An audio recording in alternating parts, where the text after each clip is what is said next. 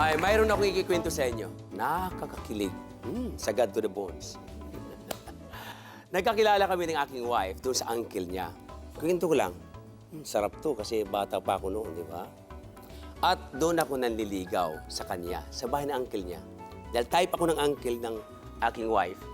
Abay, hindi ako nahirapan. Sinagot kagad ako. Sarap, di ba? Parang mayroon akong tulay.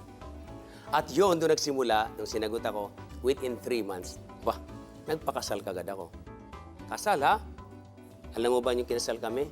Naku, napakaganda. Kasi nga po, nung kinasal kami, ang sinakyan namin ay tricycle. Totoo yan sa Pasay City. Dahil walang-wala po ako. At yan ay naganap noong July 26, 1978.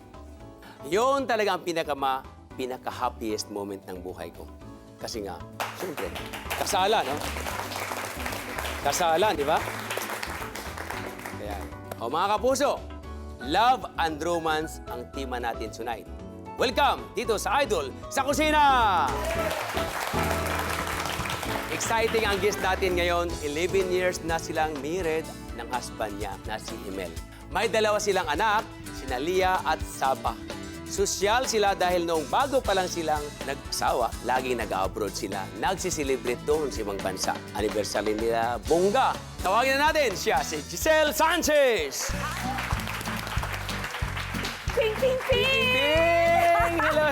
Gusto na po, Chef. Mabuti naman dito tayo. Ako!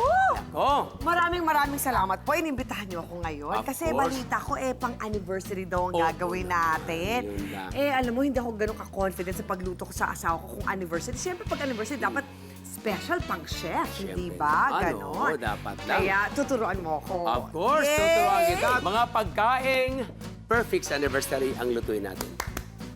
Engagement anniversary, wedding anniversary, madalas, hindi na ito in grande, di ba?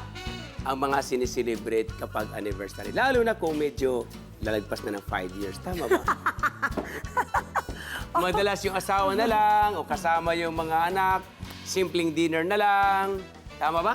Tama, correct ka dyan. Pero tulad nung sinabi mo, kami ni Manny Emil, nung bago pa lang kami, syempre, tama ka, yung first 5 years, talagang ini-grande namin anniversary namin. Nag-anniversary kami sa Monaco. Monaco, wow. Nag-wedding anniversary kami sa Venice, sa Italy. Venice. Sa Rome, diba? Meron din kami sa Dubai. Tsaka meron pa kami sa Australia, yon 5, gano'n. So, iba-iba yung lugar namin. Tapos dito, tapos nung mga after 5 years, medyo pumipilipinas na lang, mga Boracay, Bohol, gano'n. Pero ngayong dalawa ng anak namin at nag-aaral na yung dalawang anak namin, sa bahay na lang. Sa bahay na lang? Magluluto na lang ako. Kasi Ganon, kailangan ng pang matrikula eh.